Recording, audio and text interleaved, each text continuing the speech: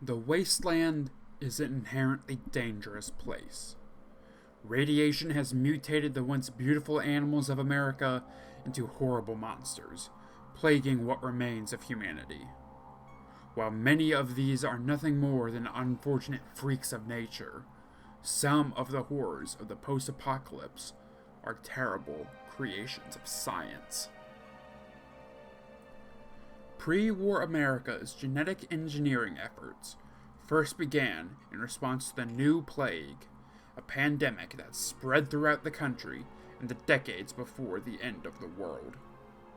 Looking for an inoculation against the plague, and fearing that it might be a Chinese bioweapon, the government began the Pan-Immunity Virion Project in 2073. West Tech was contracted to begin research on the project, starting research at their facility in Southern California, and later opening a new facility in Huntersville, West Virginia, to test the PVP's effects on vegetation. In California, one of the experimental batches of the PVP mutated. Seeing possible benefits in the new mutated batch, West Tech isolated it and began running new experiments on it, renaming the batch to the Forced Evolutionary Virus. By the end of 2075, research on the PVP was ceased, allowing West Tech to focus their efforts completely on FEV.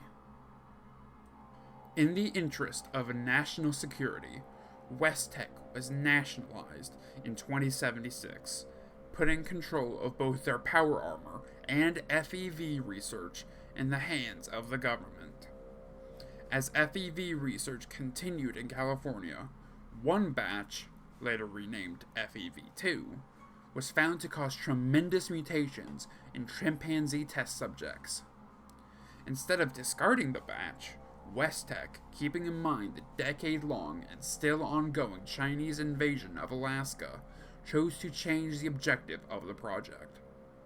Instead of being an inoculation against the new plague, the FEV project became a method to hopefully create super soldiers that could drive off the communist invaders, using captured Chinese soldiers as their test subjects.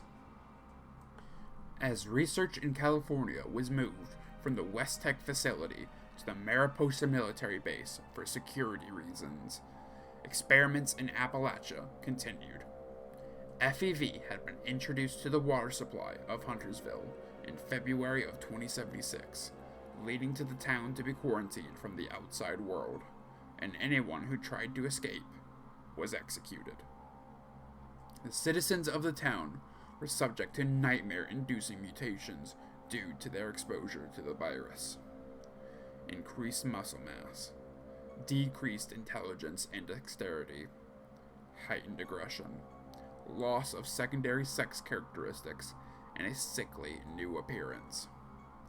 West Tech's mission to create super soldiers had been successful, and the first super mutants had been born. Even after Alaska was reclaimed in January of 2077, the experiments continued, though to increasingly less success. In October, the military guards at Mariposa discovered the inhumane experiments being conducted at the base, leading to a coup and the execution of the scientists. The continued experiments were more successful in Appalachia, where, on October 23rd, the most horribly mutated test subjects became the hexapedal snallygaster, with its lengthy, toxic tongue, and the hulking Grafton monster. The experiments were abruptly halted on that same day, however, when the war between America and China went nuclear. Quickly responding, the scientists in Appalachia applied a neutralizing agent to their vats of FEV, rendering it inert. The subject of their experiments, however, escaped and began terrorizing the survivors of the apocalypse for decades to come. Even after the end of the world, the FEV experiments continued, both those started by pre-war America and new ones by post-war geniuses.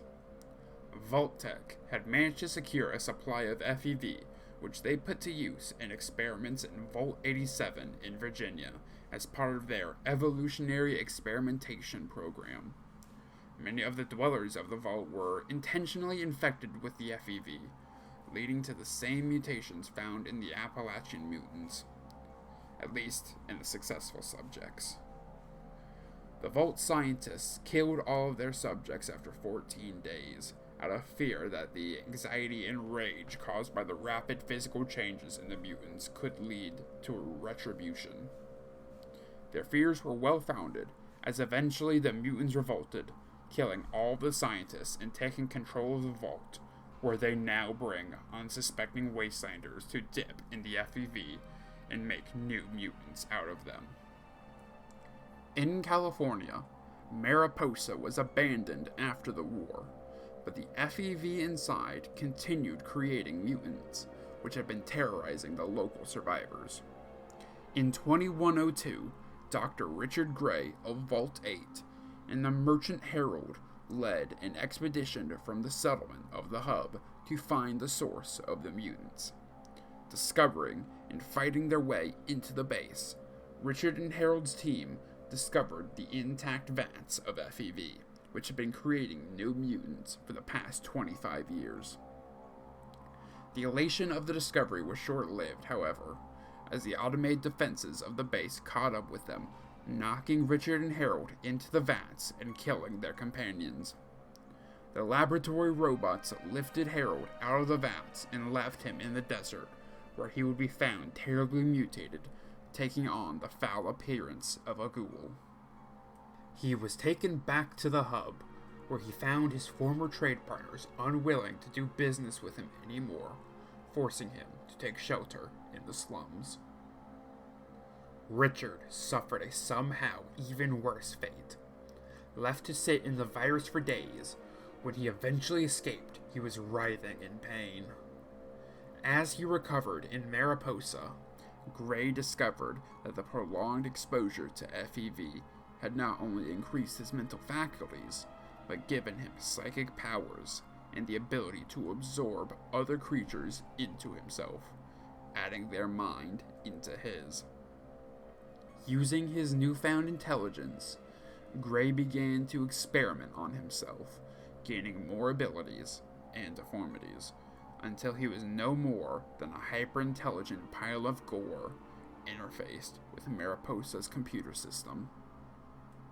Gray also began experimenting on animals and unlucky travelers, picking up where the pre-war government had left off.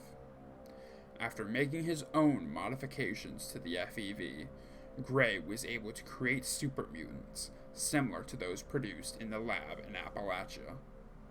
During these experiments, he discovered that humans largely unaffected by radiation, like those from vaults, would have their intelligence greatly increased, like his was, while those who had been exposed to radiation over a long period of time, like wastelanders, would have theirs greatly diminished. During his experiments, Gray had an epiphany. Humanity has always been separated by superficial differences: race, nationality, class. But mutants had no such differences.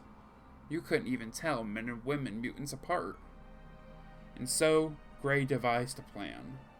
If everyone were to be made into a mutant, there would be no war, and there would actually be a chance at the world rebuilding. The unity will bring about the master race. Master! One able to survive, or even Thrive. in the wasteland.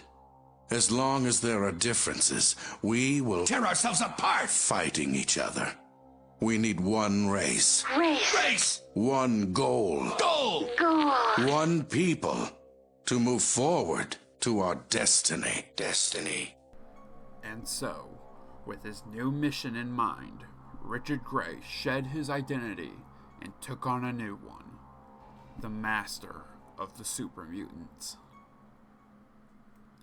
Back in Appalachia, the super mutants created by the Huntersville lab were on the offensive. The FEV that had been made inert by West Tech scientists had been reactivated by agents of the Enclave, remnants of the pre-war U.S. government controlled in Appalachia by former Secretary of Agriculture Thomas Eckhart, with the goal of restarting mutant production and destabilizing the region. Even after the effective death of the Appalachian Enclave in 2086, the mutants of the area continued to grow stronger, taking West Tech and Huntersville as strongholds. In 2103, human settlers began returning to the region. Though they established friendly relationships with some independent mutants, late in the year, super mutant warbands launched attacks on multiple large settlements, including Foundation and the Brotherhood of Steel's newly established Fort Atlas. After repelling the attack, the Brotherhood began a frantic search for the cause of the attacks. They quickly discovered Dr. Edgar Blackburn, a scientist who had worked for West Tech before the war, conducting experiments upon abducted wastelanders in Vault 96. Blackburn led the Brotherhood to the West Tech facility outside of Huntersville, where he had been leading a group of former West Tech scientists in an attempt to find a way to undo the damages to Appalachia done by the pre-war experiments he took part in. What I am about to do will almost assuredly make of me a villain in the eyes of many. My work is distasteful and must be conducted in secret. Here, for whatever person may one day hear this, I say for the record that what I will do, I do out of love. An unselfish love that knows no rest. Not for a person. No cliched deceased spouse or lost child motivates me. Humanity is my love. Though none would accuse me of excess sentiment. We are a species tormented by the ravages of the Great War, reduced to vermin eking out an existence in the rubble of the world that was. The mistakes of my past are writ on the face of every survivor, living in fear of the mutated horrors that stalk the wasteland. I can correct this. I must. We are not meant to live like this. There is a way forward to free us from the horrors I created. Knowing the Brotherhood would never allow him to continue his research, Blackburn exposed himself to the FEV, instantly transforming him into a monstrous behemoth. This desperate measure was in vain, however, as the Brotherhood would defeat Blackburn, ending his research and leaving the fate of his fellow scientists in their hands.